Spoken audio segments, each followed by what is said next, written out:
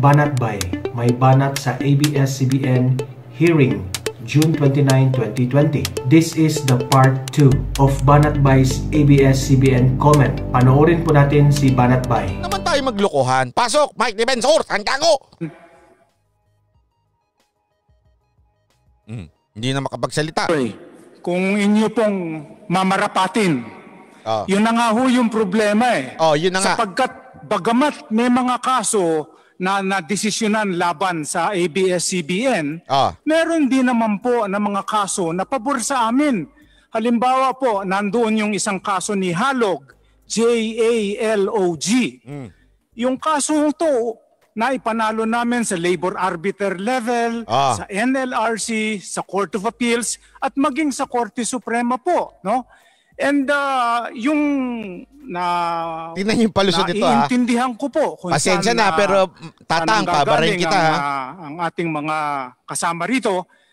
Pero base po dun sa totality of the facts and the supervening circumstances rule, hindi po namin matatanggap na kung ano yung nangyari dun sa kaso ng binanggit nyo si Nazareno halimbawa, automatic kailangan yun sundin dahil hindi ho ganon, no? Kung kaya't ang posisyon ng ABS-CBN is merong kaso na pabor sa amin, merong kaso na unfortunately laban po sa amin, bakit hindi po antayin na lang natin ang pinakapinal na desisyon at kung ano man ang desisyong ibababa ng kataas-taasang hukuman.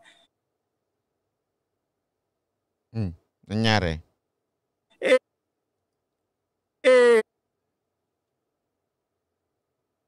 Nangyari? Tatanggapin po namin ng buong buo, Your Honor. Salamat po.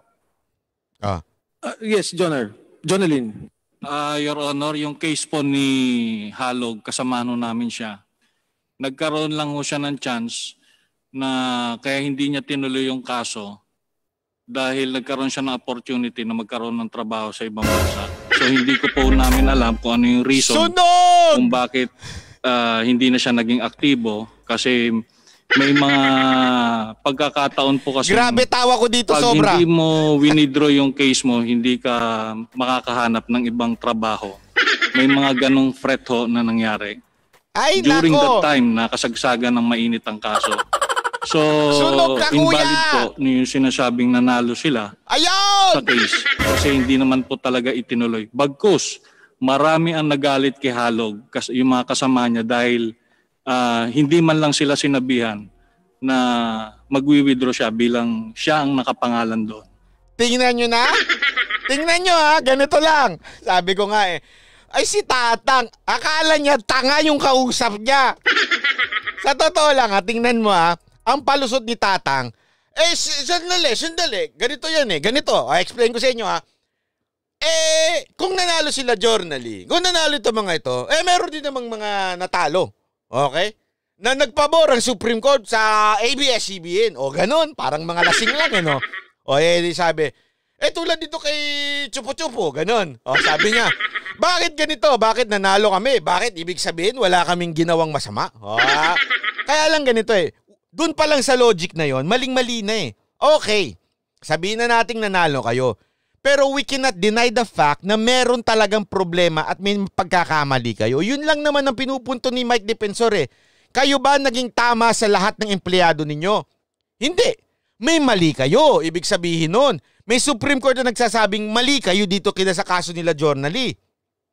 Ang palusot niya, okay, hindi naman lahat kami mali. May tama din naman kami. May mali kami. Okay. Pero ang punto pa rin nun, may mali talaga kayo. So sabihin mo na, kung magbebenta ka ng 1 kilong apple, bulok ang 3, yung 7 tama. Di sige, sabihin na natin, may bulok nga na 3, 7 tama. Ibig sabihin, bibili mo na 1 kilo? Hindi pa din. 30% dun bulok So 70% lang binili mo na tama. Nagigets mo. Gayong pa man. Okay, tingnan nyo, grabe sabi ko, journally, you're the best. If you're listening, you're the best. In-explain niya kung bakit natalo.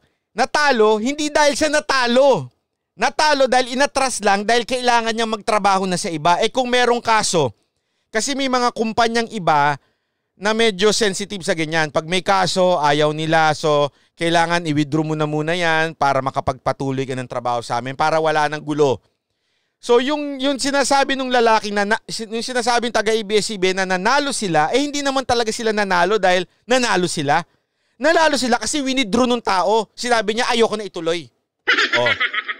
Sunog na naman siya, sabi ko, grabe, kawawa naman itong mga taga-ABS. Ang akala talaga nila, kausap nila si Gay Darian at saka si Karen Davila. Pasensya na, pero mautak to mga kausap nyo. Falwell Bancolo, mabuhay kayo, Banat Bay.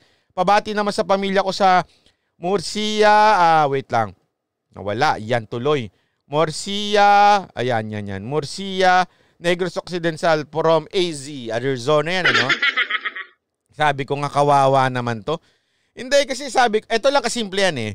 Bakit sila napapahiya? Dahil ba matalino si Journally? Hindi. Oo, may malamangan ng utak niya.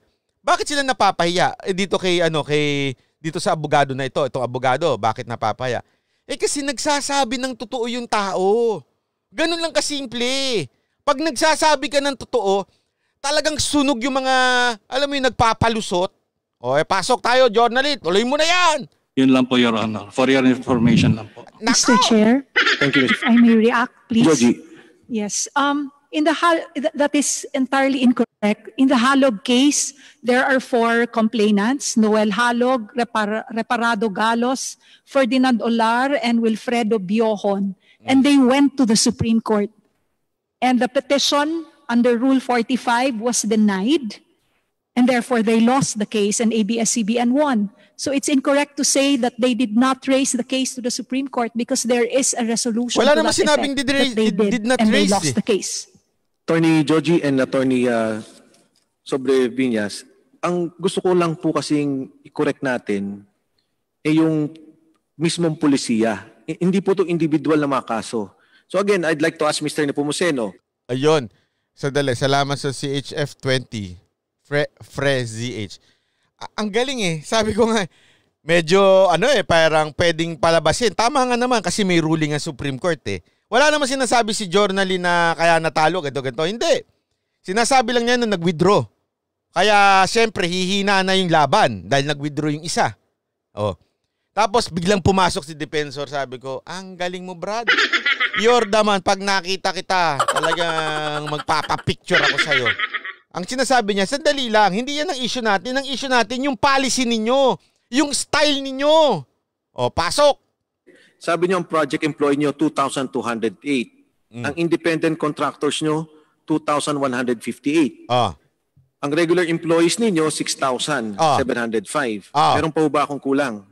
That's complete, Your Honor. Kompleto na. That's complete. So malamang-lamang po, itong 4,000 na to, na project employees at independent contractors, ito malamang ang kapareho ng sitwasyon ng IGM, IJM, Independent Job Market, katama na rin po yung mga TS, Technical Specialist, at saka po yung ating creative group, Intellectual Property Creators. Ang ibig ko pong sabihin, marami kayong mga tao hanggang sa ngayon nagbigay ng buhay sa ABS-CBN. Gumagalaw pa rin sa ABS-CBN ang hindi nyo nire-regularize. Yun! Do you Napunto mo! have that still? Yes, Your Honor, may I respond? Yes, please, Mr. Nepomuceno. Yes or no lang! Your Honor, again, we have we hired workers under different categories. As I said, the regular, the yes or no lang, hindi pa masagot eh. project and the independent contractors. Ah. If I may just provide some facts, Your Honor, no? For our project employees or who are hired for programs or program employees, they form part of our work pool. So they work on our shows, our programs, which have beginnings and endings. But I would like to cite the benefits that we provide to this work pool, Your Honor. Beginning before 2001, ABS-CBN provided already a rice subsidy, a cash gift, contingency funds for emergency loans, life insurance, a Christmas basket, and a stock option plan, Your Honor. But again, the structure of the work pool following the theory of the regular seasonal worker, is the employee gains the status of a regular employee while he is on a project. Now, this number of benefits, Your Honor, if I may just cite, today, 2020, there are 22 benefit items that we provide the members of the work pool. Of these 22 benefit items, 14 are company-initiated benefits. Naks naman. The rest, of course, are statutory, which we comply with. Naks naman. And so 14, beyond what is required by law, we have been providing for this work pool. Naks And naman. on a continuing basis, we review the benefits and the benefits that we give this work pool, and we continue over time. Naks naman. So I would just like to point that out, Your Honor, that there are benefits there. In the case, last point, Your Honor, in the case of the independent contractors, because they are self-employed, as defined by the Civil Code, their benefits are based on the contracts that they negotiate. So many of our intellectual property creators have benefits that are negotiated into their contracts, Your Honor. Thank you, Your Honor. Yun lang po. Tama po yun. Kung mga talents naman na malalaki sweldo, wala naman yung problema. Tama! Pero kung natatandaan niyo po si Don Hidalgo, 16 years po sa inyo, yung po yung production creators nyo. Ang tagal nyo yan eh. Kasama ho yan sa mga contractors. Yung inyong soundman, audioman, contractor. Cameraman nyo, contractor. So pag inisa-isa ko po ritong 2,208 nyo na project employees at yung inyong independent contractors, malamang tatamaan ko rin yung production assistants, tatamaan ko yung mga cameraman, tatamaan ko yung mga audioman na araw-araw ginagamit ng ABS-CBN sa kanilang produkto. Andali, John Ray Casa, salamat 1,220. Mamaya mag-i-itcheran ako, promise. In the case of the fourfold test, as decided by the Supreme Court, ito rin, yung mga trabahong kailangan ninyo o sangkap para mag-produce kayo ng produkto. Di ba ito rin po yung sa Universal Farms, di ba yung sa Robina, na naging desisyon na they are essential to the workload to produce the necessary products and therefore they should be considered as regular workers. Ayun! Ngayon, napunto mo! Yung mga binabanggit po ninyo na 6,000 o almost 40% of your employees are still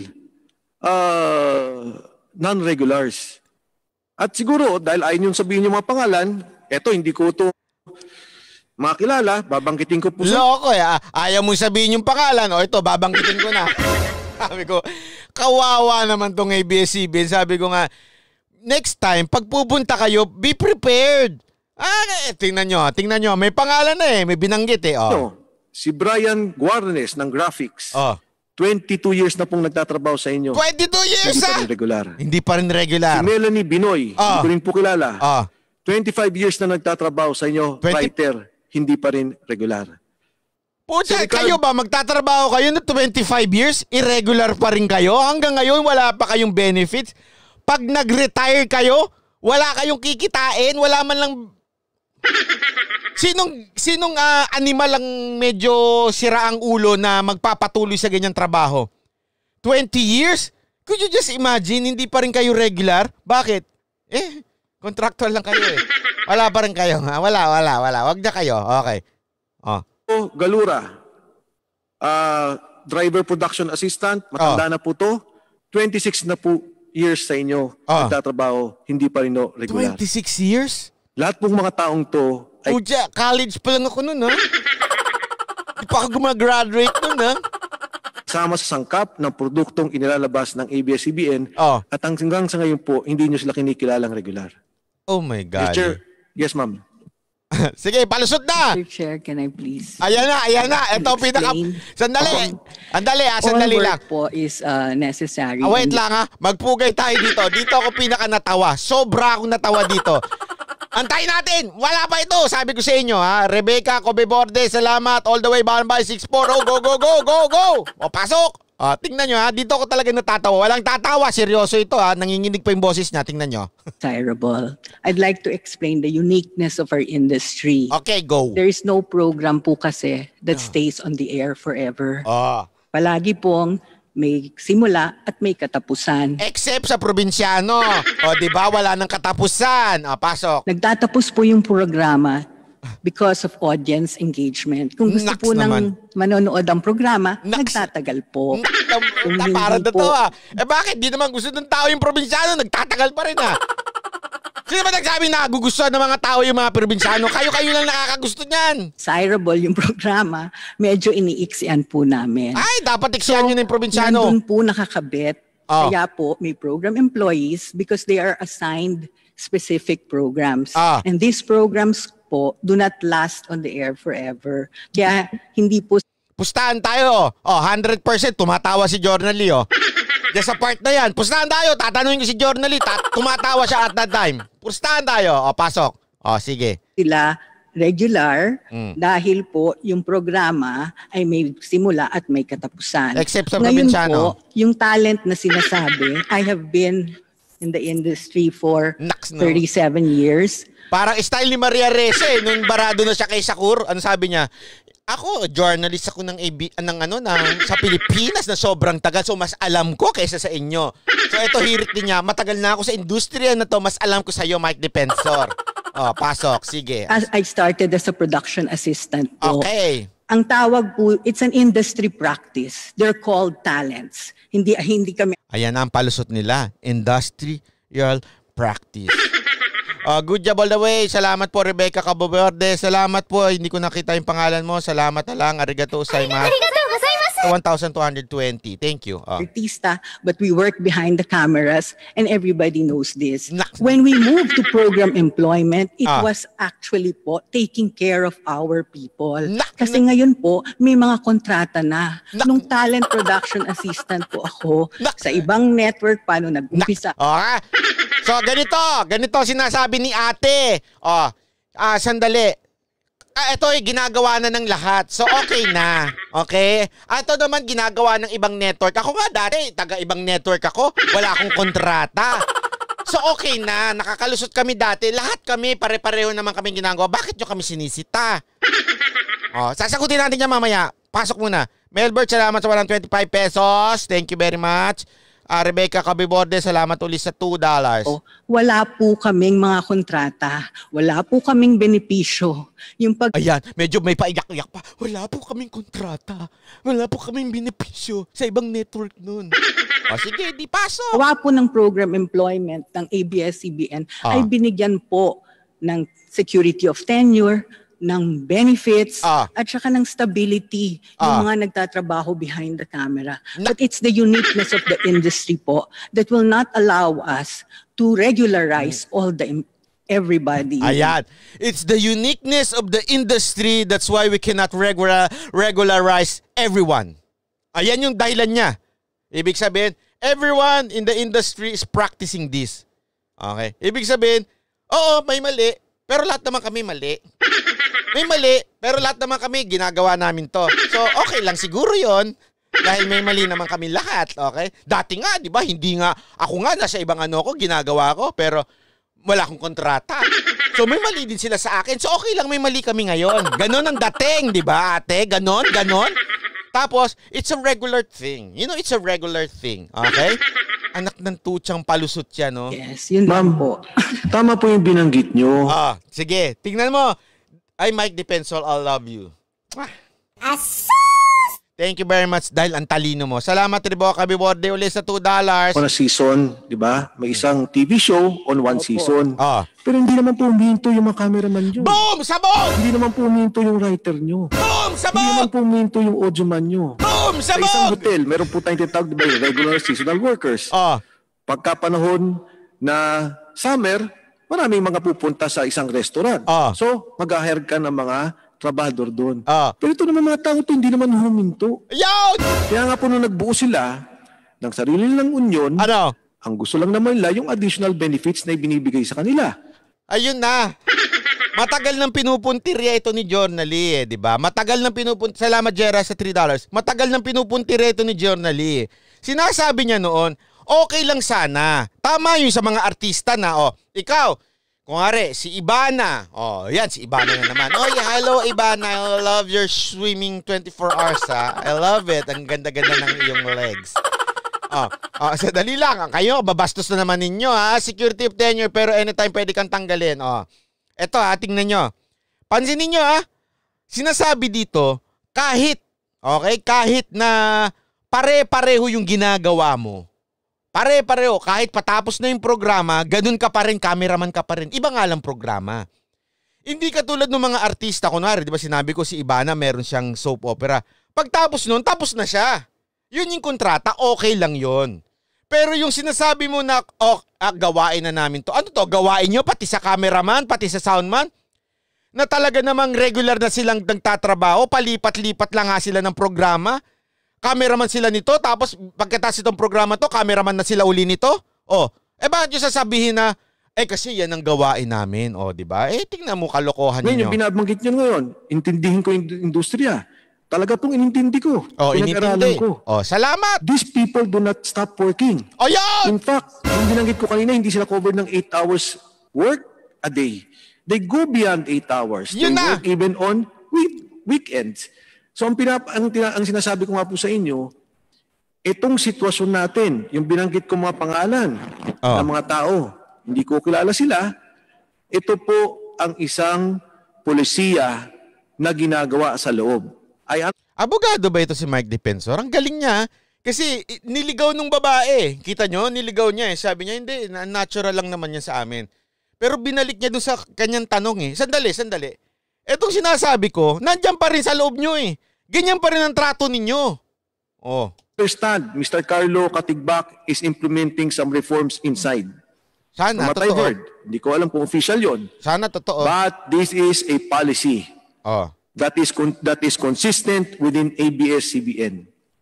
Ito pong setup ng ganito na meron kang, I would think, 4,000 employees sa ngayon. Hindi ko alam kasi I cannot classify the employees, but this is a consistent policy of ABS-CBN Corporation. The perfect word is consistent. Yung 4,000 na sinasabi nilang hindi pa regular employee, consistent yan. Same lang ginagawa. Same kung ano yung nangyayari. Pagtapos na isang programa, tutuloy lang sila sa ibang programa. Pero nandun pa rin sila. So yun yung palusot. Sige, technically pwedeng sabihin, kasi by program naman sila. Pero sandali, akala ko ba kapamilya ang turing ninyo? Pagkakapamilya ang turing ninyo, dapat may malasakit kayo.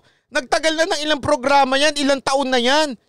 Isipin nyo si Weng Hidalgo, 16 years. Yung kanina nga sinasabi ni Defensor, 20 years, 25 years. Palipat-lipat lang sila ng programa. Hanggang ngayon, existing yan. Hindi lang kila Journally. Nagkataon lang sila Journally, malakas ang loob magsalita. Na hindi nyo ginagawang regular ang mga tao. Never. Na matagal na nanilibihan, matagal na nagtatrabaho at esensyal sa mga ginagawang programa ng ABS-CBN. Okay. There you have it guys, you have seen the video. Mag-comment down below sa inyong opinion tungkol dito. And don't forget to subscribe to my channel, Donmar TV. And click the notification bell para ma-update kayo sa mga latest videos. See you in the part 3 video.